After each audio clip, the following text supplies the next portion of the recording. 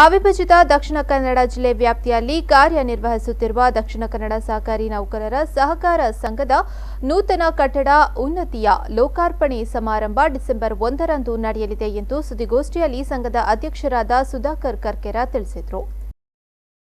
ಅವರು ಮಂಗಳೂರಿನಲ್ಲಿ ಸುದ್ದಿಗೋಷ್ಠಿ ನಡೆಸಿ ಮಾತನಾಡಿ, ಮಂಗಳೂರಿನ ಕೊಡಿಯಲ್ಬೈಲ್ ಪಿಬಿಎಸ್ ಕಲಾಕುಂಜದ ಬಳಿ ಅತ್ಯಾಧುನಿಕ ವಿನ್ಯಾಸದೊಂದಿಗೆ ಸುಸಜ್ಜಿತವಾಗಿ ನಿರ್ಮಾಣಗೊಂಡಿರುವ 3 ಅಂತಸ್ತಿನ ಕಟ್ಟಡವನ್ನು ಕರ್ನಾಟಕ ರಾಜ್ಯ ಮಹಾಮಂಡಳ ದಕ್ಷಿಣ ಕನ್ನಡ ಜಿಲ್ಲಾ ಕೇಂದ್ರ ಸಹಕಾರಿ ಬ್ಯಾಂಕ್ನ ಅಧ್ಯಕ್ಷ ಡಾ ಎನ್ ರಾಜೇಂದ್ರ ಕುಮಾರ್ ಅವರು ಉದ್ಘಾಟಿಸಲಿದ್ದಾರೆ. ಕಟ್ಟಡದಲ್ಲಿರುವ ಕೊಡಿಯಲ್ಬೈಲ್ ಶಾಖೆಯನ್ನು ಜಿಲ್ಲಾ ಉಸ್ತುವಾರಿ ಸಚಿವ ಕೋಟಾ ಶ್ರೀನಿವಾಸ ಪೂಜಾರಿ ಅವರು ಉದ್ಘಾಟಿಸಲಿದ್ದಾರೆ.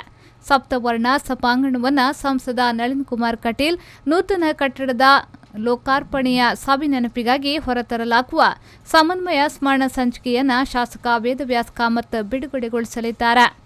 ಜಿಲ್ಲಾ ಸಹಕಾರಿ ಸಂಘಗಳ ಉಪನಿರ್ದೇಶಕ ಪ್ರವೀಣ್ ಬಿ ನಾಯಕ್, ಎಸ್ಸಿಡಿಸಿಸಿ ಬ್ಯಾಂಕ್ನ ನಿರ್ದೇಶಕ ಭಾಸ್ಕರ್ ಎಸ್ ಕೋಟ್ಯಾನ್, ಪಾಲಿಕೆಯ ಸದಸ್ಯೆ ಲೀಲಾವತಿ ಪ್ರಕಾಶ್, ಕುದ್ರೋಳಿ ಭಗವತಿ ಕ್ಷೇತ್ರದ ಆಡಳಿತ ಮುಖ್ಯಸ್ಥರಾದ ಕೆ ನಾರಾಯಣ ಭಾಗವಹಿಸಲಿದ್ದಾರೆ ಎಂದು ವಿವರಿಸಿದರು.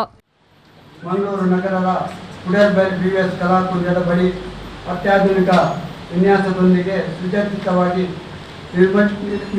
ನಿರ್ಮಾಣಗೊಂಡಿರುವ 3 ಅಂತಸ್ತಿನ ಉನ್ನತಿ ನೂತನ ಕಟ್ಟಡವನ್ನು ಕರ್ನಾಟಕ ರಾಜ್ಯ ಸಹಕಾರಿ ಮಾರಾಟ ಮಹಾಮಂಡಲದ ಬೆಂಗಳೂರು ಹಾಗೂ ದಕ್ಷಿಣ ಕನ್ನಡ ಜಿಲ್ಲಾ ಕೇಂದ್ರ ಸಹಕಾರಿ ಬ್ಯಾಂಕಿನ ಅಧ್ಯಕ್ಷರಾಗಿರುವಂಥ ಶ್ರೀಯುತ ಡಾಕ್ಟರ್ ಎನ್ ರಾಜೇಂದ್ರ ಕುಮಾರ್ ಅವರು ಉದ್ಘಾಟಿಸಲಿರುವರು.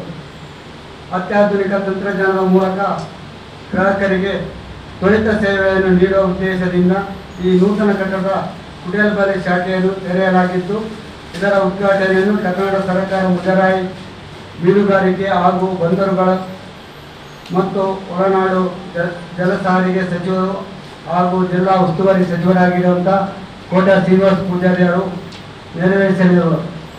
ನೂತನ ಕಟ್ಟಡದ ಸಪ್ತವರ್ಣ ಸಭಾಂಗಣವನ್ನು ನಿರ್ಮಿಸಿದ್ದು, ಇದರ ಉದ್ಘಾಟನೆಯನ್ನು ಮಂಗಳೂರು ಲೋಕಸಭಾ ಸದಸ್ಯರಾಗಿರುವಂಥ ನಳಿನ್ ಕುಮಾರ್ ಕಟೀಲ್ ಅವರು ನೆರವೇರಿಸಲಿದ್ದಾರೆ.